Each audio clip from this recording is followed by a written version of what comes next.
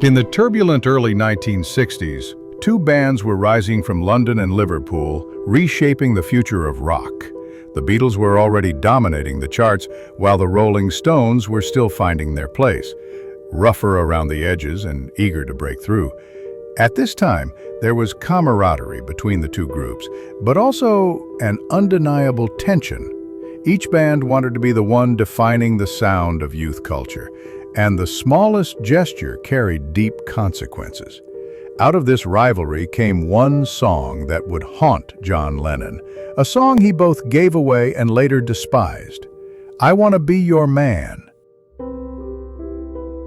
When Mick Jagger and Keith Richards were still struggling to secure a defining hit, the Beatles extended a helping hand. Paul McCartney and John Lennon, in a rare show of generosity, offered them a song.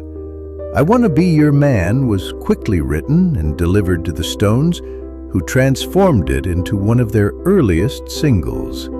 Released in 1963, the song gave the Rolling Stones their first taste of chart success and helped carve out their reputation as more than just imitators of American rhythm and blues. For the Stones, it was the lifeline they needed. For Lennon, however, it became a reminder of something he could never quite accept, that the Rolling Stones had built momentum from a Beatles handout. Lennon's frustration with "I Wanna Be Your Man" was not just about the music. To him, the track was little more than a throwaway, something Paul and he had pieced together without much care. He once described it as nothing but a fragment turned into a full song to help the Stones. Yet when the Stones performed it, they gave it grit and swagger, qualities that Lennon recognized were not present in the Beatles' own version. Suddenly, the world was comparing both bands through this one track, and many critics felt the Stones had injected more attitude into it than the Beatles ever could. For Lennon, who was fiercely proud of the Beatles' originality, this cut deep. By 1963 and 1964, the rivalry between the two bands was intensifying. The Beatles were already global stars, but the Rolling Stones were being positioned as their darker, more rebellious counterparts.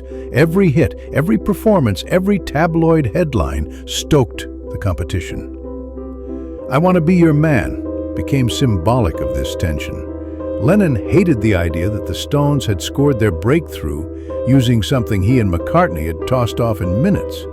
To him, it felt as if the Beatles had armed their rivals with a weapon that would come back to bite them. For the Stones, however, the track was invaluable. With Brian Jones leading their image and Jagger's sneer pushing the delivery, "I Wanna Be Your Man" was raw, loud, and dangerous. It told audiences that the Rolling Stones were not just imitators. They were here to challenge the Beatles for the crown. And that was exactly what infuriated Lennon. Watching another band take what he considered an inferior composition and turn it into a statement of intent. Lennon could not stand being upstaged with his own material. Behind the scenes, this resentment brewed for years. Publicly, the Beatles and Stones kept a friendly rivalry, occasionally photographed together and even praising one another. But Lennon was rarely sincere. He dismissed "I Wanna Be Your Man" whenever asked about it, describing it as a simple track with no real importance. Yet the fact that he spoke about it at all revealed how much it stuck with him. This was not just a song. It was a reminder that the Stones' rise had been fueled by something Lennon never respected. As the 1960s moved forward, the rivalry shifted into new territory. The Beatles took creative risks, with albums like Rubber Soul and Revolver, while the Stones responded with their own ambitious records, such as Aftermath and Between the Buttons. But the shadow of "I Wanna Be Your Man" lingered. It was always the reminder that Lennon had, unintentionally, given his competition a head start. He could shrug it off publicly, but inside the frustration was real.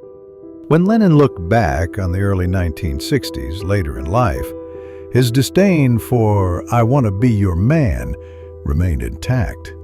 He dismissed it as a minor, almost trivial piece of songwriting, beneath the level he wanted to be associated with.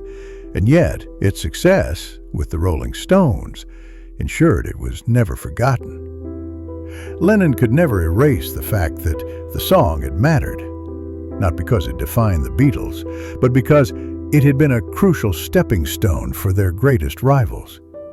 That contradiction, writing a song he thought was worthless, only to see it become historically significant, was something that gnawed at him for decades.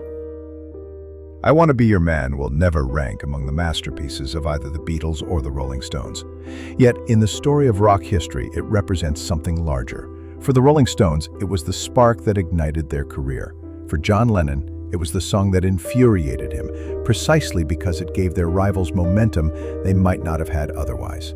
The bitterness he carried was not about the music itself, but about what it symbolized: losing ground, however briefly, in the battle for dominance. That battle would define an entire decade, and I Want to Be Your Man was right at the heart of it.